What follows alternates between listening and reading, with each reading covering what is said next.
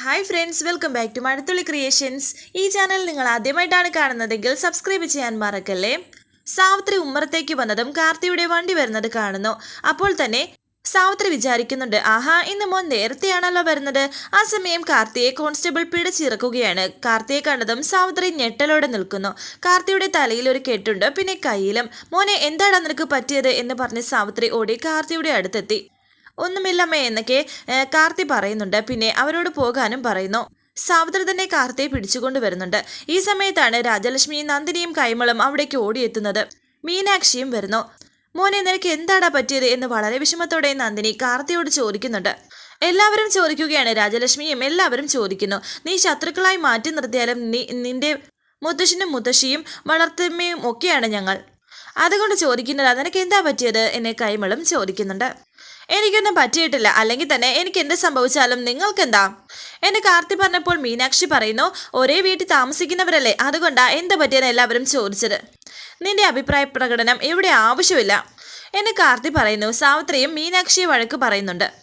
നിനക്ക് എന്തെങ്കിലും ഒരു ആപത്ത് പറ്റിയാൽ ന്യായമായും ഞങ്ങൾ വിഷമിക്കും. അതിന്റെ കാരണം എന്താണെന്ന് വെച്ചാൽ നിനക്കും നിന്റെ അമ്മയ്ക്കും മനസ്സിലാകില്ല.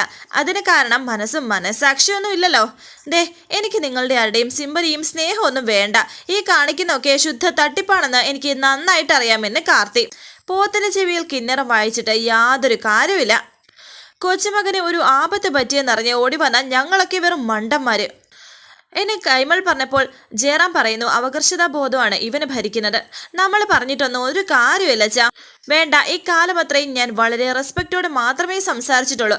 ആ ബഹുമാനം കളയണ്ട എന്ന് കാർത്തി. ആരും എന്നെ ബഹുമാനിക്കണമെന്ന് എനിക്ക് യാതൊരു നിർബന്ധമില്ലടാ. ഞാനത് അർഹിക്കുന്നുമില്ല, ആഗ്രഹിക്കുന്നുമില്ല. പക്ഷേ പ്രതികരണശേഷി നഷ്ടപ്പെട്ട ഒരു അച്ഛനാക്കി മാറ്റരുത് നീ എന്നെ.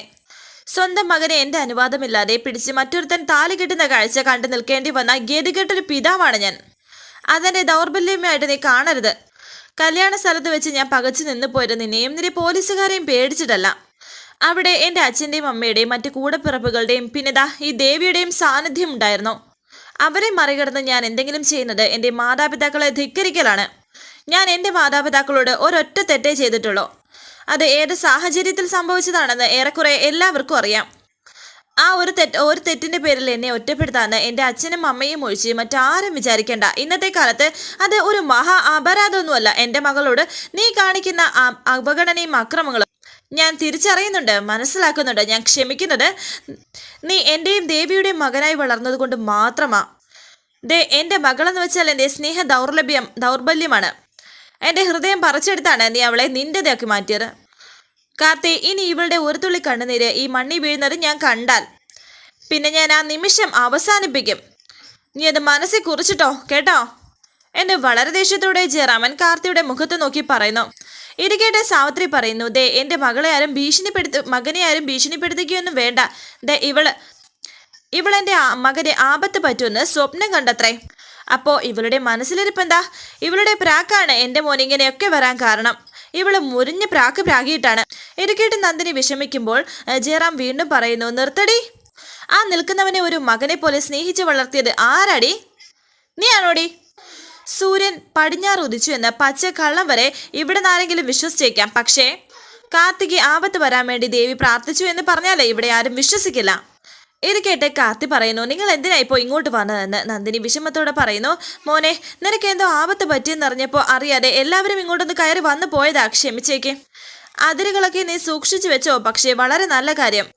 അതിര് തോണ്ടുകയും മണ്ണ് മാന്തിയവരെയും ഒക്കെ ഒരുപാട് കണ്ടവരാണ് ഈ ജനാർദ്ദന കൈമൾ. മണ്ണിന് വേണ്ടി മനുഷ്യൻ അന്യോന്യം പട പൊരുതുമ്പോൾ ആ മണ്ണ് അറിയാതെ ചിരിക്കും. മണ്ണ് മനസ്സിൽ പറയും, നീ എനിക്ക് വേണ്ടി എത്ര പട വെട്ടിയാലും ഒടുവിൽ ഒന്നുമില്ലാത്തവനാകുന്ന നിന്നെ ഞാൻ തന്നെ വിഴുങ്ങുമെന്ന്. അതാണ് മോനെ ജയറാമ, നീ ഔട്ട് ഹൗസിലേക്ക് പോവാൻ നോക്ക് എന്ന് ജയറാമനോട് കൈമൾ പറയുന്നു.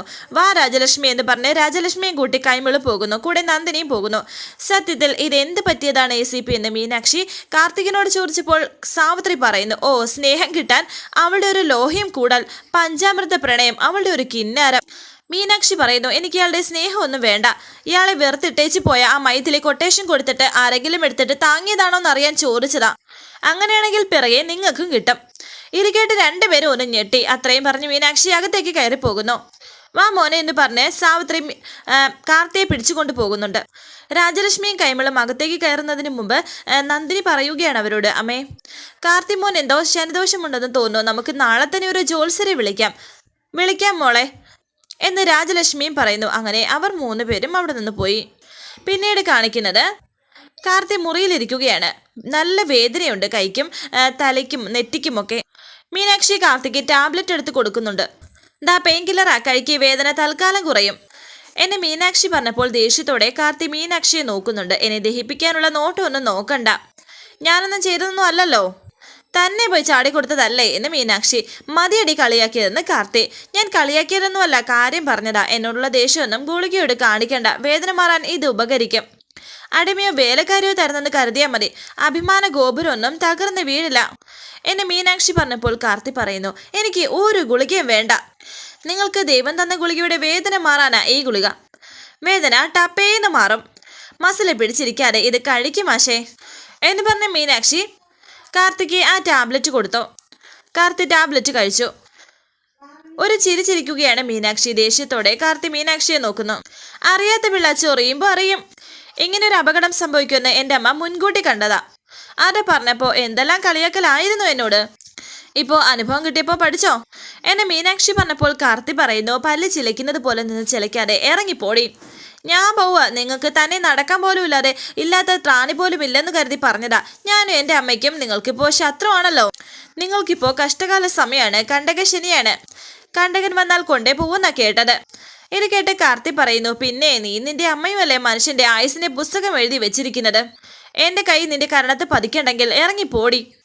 ഈ അവസ്ഥയിൽ എന്നെ ACPക്ക് തല്ലണമെങ്കിൽ ACPയെ പൊക്കിയെടുക്കാൻ വേണ്ടി ഇന്ത്യൻ സർവീസുകാരെ വിളിക്കണം.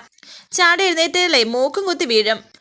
വല്ല ചായ മറ്റോ വേണമെങ്കിലേ വിളിച്ചാൽ മതി, ഞാൻ പുറത്ത് കാണും എന്ന് പറഞ്ഞ് മീനാക്ഷി പോകുന്നു. വേദന കൊണ്ട് അവിടെ ഇരിക്കുകയാണ് കാർത്തി.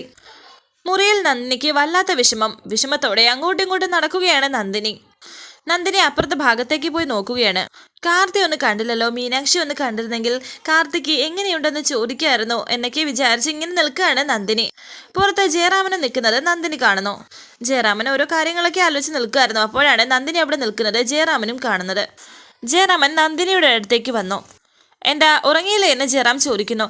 കാർത്തിമോനെ ഓർത്ത് ഒരു സമാധാനം ഇല്ലാതുകൊണ്ട് ഉറക്കം വന്നില്ല എന്ന് നന്ദിനി. അവൻ്റെ കാര്യത്തിൽ എല്ലാവർക്കും ദുഃഖമുണ്ട്. ഒരാൾ പറ്റിച്ചിട്ട് പോയി, അതിന് നേരിടുന്ന അപമാനം ചില്ലറയല്ല, അതിന് സ്വീകരിക്കേണ്ട മാർഗം ഇതൊന്നും അല്ലല്ലോ. മീനാക്ഷി അവൻ്റെ മുറപ്പെണ്ണാണ്. മൈഥിലിയുമായിട്ടുള്ള വിവാഹ മോചനം നടത്തിയിട്ട് അവനെ കല്യാണാലോചന നടത്താമായിരുന്നു. ആലോചിക്കാമെന്ന് മാത്രമേ ഞാൻ പറഞ്ഞോളൂ. കല്യാണം കഴിക്കണമെങ്കിൽ നമ്മൾ ആരും ഇഷ്ടപ്പെട്ടാൽ പോരാ, മീനാക്ഷിക്ക് ഇഷ്ടപ്പെടണ്ടേ. പെണ്ണിൻ്റെ ഇഷ്ടം നോക്കാതെ ഞാൻ കല്യാണം കഴിച്ച് ആ കാലം കഴിഞ്ഞു പോയി. അതൊക്കെ 18ാം നൂറ്റാണ്ടിലല്ലേ.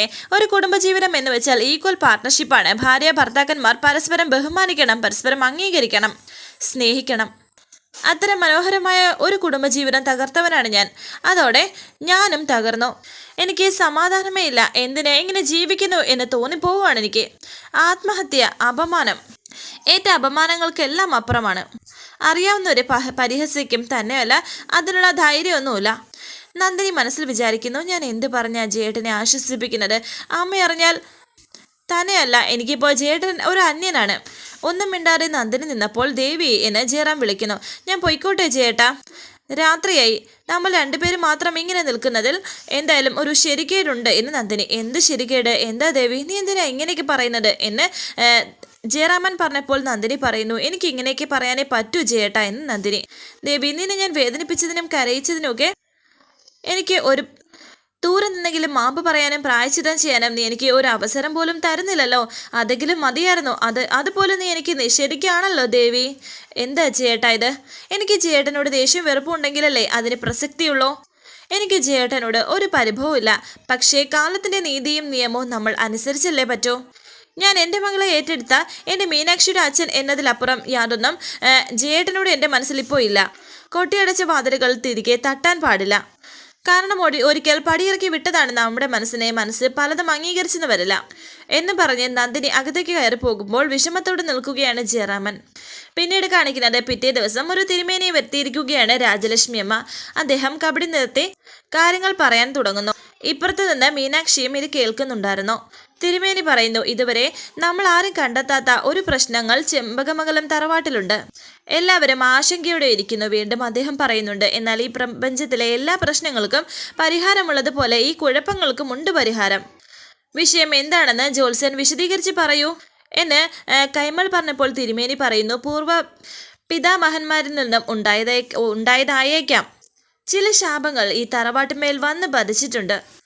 അതിപ്പോൾ ഒരു വാവുബലി മുടങ്ങിയാലും സംഭവിക്കാവുന്നതേ ഉള്ളൂ. അതിനു പുറമെ ദേവി കോപവും ഉണ്ട്.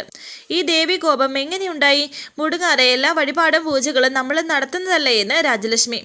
പിന്നെ ദേവിക്ക് അപ്രിയമായ 2 കാര്യങ്ങൾ ഇവിടെ നടന്നിട്ടുണ്ട്. അതിൽ ആദ്യത്തേത് ഇരിക്കപ്പിണ്ഡം. ദൈവം നോക്കുന്നത് മനുഷ്യർ ചെയ്യുന്ന ചെറിയ തെറ്റുകളായിരിക്കില്ല, അവരുടെ ഉള്ളിലെ ചില നന്മകളായിരിക്കാം. ആ നന്മകൾ ഒരു പക്ഷേ മനുഷ്യർ ഉൾക്കൊള്ളണം എന്നില്ല. എന്നാൽ അതിന് ഒരു ചെറിയ പാപ പരിഹാരം മാത്രമേ ഉള്ളൂ. ഇവിടെ ഇപ്പോൾ വന്ന് ഭവിച്ചിട്ടുള്ള ഏറ്റവും വലിയ ദോഷം അതൊന്നുമല്ല. അതായത് ഈ ദോഷങ്ങളെല്ലാം ഇവിടെ നിൽക്കുമ്പോൾ തന്നെ രാഹുകാലത്ത് ഇവിടെ ഒരു വിവാഹം നടന്നു. അതെ, മീനാക്ഷിയുടെ കഴുത്തിൽ കാർത്തി താലി കെട്ടിയത് രാഹുകാലത്തായിരുന്നുവെന്ന് കൈമൾ. അതെ, അതാണ് ഈ പ്രശ്നത്തിൽ കണ്ട ഏറ്റവും വലിയ പാപവും കോപവും, ദേവി കോപവും. ഉമാമഹേശ്വരന്മാരെ പ്രീതിപ്പെടുത്താൻ ഉമാമഹേശ്വര പ്രീതിയാണ് ഇവിടെ നടത്തേണ്ടത്. അത് ചെറിയൊരു പൂജയല്ല. ആ പൂജയ്ക്ക് ഒത്തിരി പ്രധാനപ്പെട്ട കാര്യങ്ങളുണ്ട്. ഗണപതി പൂജയും ഒക്കെയുണ്ട്. പലതും അതിൽ ഉൾപ്പെടും. എന്താണെങ്കിലും നമുക്ക് ചെയ്യാം ജ്യോത്സ്യരെ എന്ന് രാജലക്ഷ്മിയും. പൂജയ്ക്കുള്ള കാര്യങ്ങൾ ഞാൻ ഒരുക്കി തരാം. പക്ഷേ ഈ പൂജ ചെയ്യേണ്ടത് ആ നവദമ്പതികളാണ്. കാർത്തിക മീനാക്ഷിയും ഒരുമിച്ചിരുന്നാണ് ഈ പൂജകളൊക്കെ ചെയ്ത് തീർക്കേണ്ടതെന്നും തിരുമേനി പറഞ്ഞപ്പോൾ എല്ലാവരും ആശങ്കയോടെ ഇരിക്കുന്നു. വരാനിരിക്കുന്ന പുതുപുത്തൻ എപ്പിസോഡുമായി വീണ്ടും കാണാം. Thank you for watching. Please subscribe, like, share my channel.